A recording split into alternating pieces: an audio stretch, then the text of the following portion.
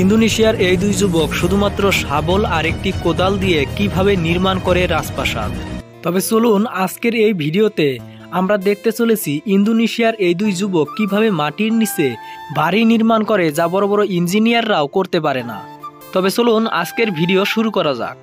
সকালবেলা তারা বের হয় একটি শাবল আর একটি কোদাল নিয়ে। কোদাল দিয়ে তারা মাটি খুঁড়ে নির্মাণ করে এমন এক রাজপ্রাসাদ যা কেউ দেখলে মুগ্ধ হয়ে যাবে। মাটির নিচে ঘরটির মধ্যে মাটি দিয়েই বানানো হয় টেবিল, শোয়ার জন্য বিছানা এবং গোসল করার জন্য সুইমিং পুলও।